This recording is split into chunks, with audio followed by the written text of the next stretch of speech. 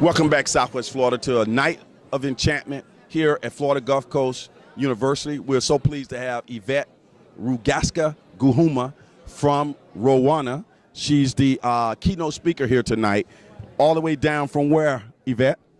All the way down from Washington, D.C.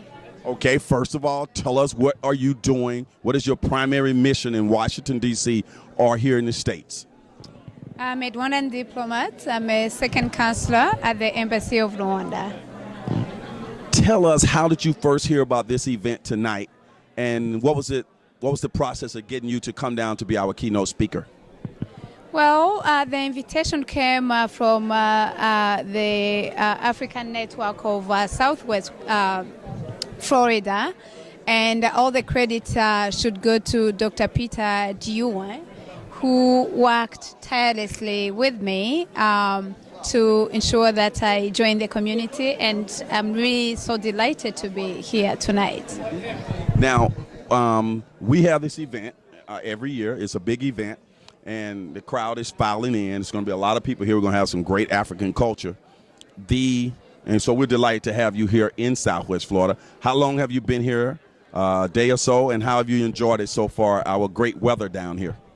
Well, it's so wonderful to be back. I used to live in Fort Lauderdale back in 2005, and coming back, though I'm in Fort Myers, I felt like very privileged. I've missed the palm trees, I've missed the sunny weather, and I have been the privilege to meet, the board members of the African Network of Southwest Florida, and today I had a very enjoyable luncheon with a group of students from Oasis High School.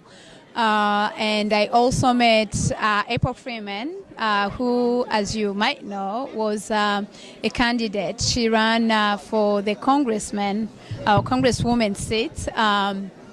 And I'm so far, enjoying to meet people, mostly, Africans and Friends of Africa who have been doing wonderful projects all across the continent. Give us a little background on you. Were you educated in Africa, or you came to the States for your education? Tell us a little bit about how you arrived here in the States. Well, I see myself as a product of the Rwandan education, though I did a few years of my university schooling here. When I was in Fort Lauderdale, I was attending American Intercontinental University, which I did for 1 year, and then I transferred to Manhattanville College, where I got a bachelor's degree in finance, and afterwards I worked in banking. I was with Lehman Brothers when it went under, and then I joined Barclays Capital as investment banking financial analyst. And later on, I worked in finance again for Henry Schein, and I transitioned to join the embassy. And since 2013, I have been privileged to represent a country that has made me who I am. Now, one of the things that you did off camera before we started the interview, you asked me what country I was from in Africa. You said I look like an African. That was a great honor for me, for you to say that. Tell me, what does that mean, that I look like an African? Well, I think eventually all human beings come from Africa. That's what history says. But I think for you, given the place and given knowing your involvement with the African network, I guess, my first bet, and given your skin color also, and your costume, you're looking good, my first guess was that you're from somewhere in Africa, and I believe you are. Okay. Now, when I actually was in Africa and traveled throughout Africa, the native Africans that I met, they told me I would be Nigerian, and I would probably be from the Kosa tribe. Would you see that? To be quite honest, you can be from anywhere, and that's the beauty of Africa. Sometimes we forget that the only difference between a Nigerian and Rwandan is, the country boundaries. But at the end of the day, Africans are brothers and sisters. Excellent. Now, tell us the what you're wearing.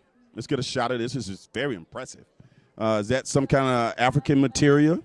This is a Rwandan traditional outfit.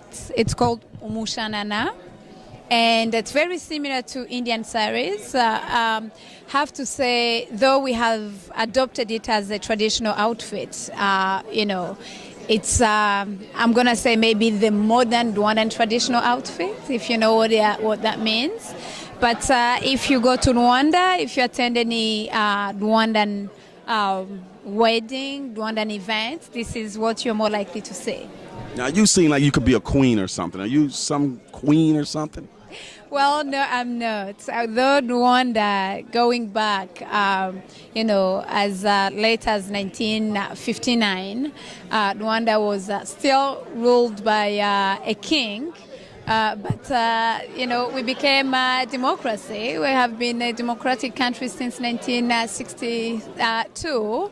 And so I guess I enjoy being called the queen, though I know there is no kingdom anymore. Okay. Boy, I tell you, but Southwest Florida, you have said that Lee Pitts Live was an international show. This is international. I know you're going to give your keynote speech tonight. What are some key points you want to make sure that the audience here leaves from your presentation? Well, tonight, as festive as the evening might seem, is a night to remember. As you said, it's kumbuka, which is a Swahili word to remember. In Kinyarwanda, it's kwibuka. And we're going to be remembering the genocide against Tutsi that took place in Rwanda in 1994. And that means we're going to be reflecting on the history that led Rwanda into such a tragic history.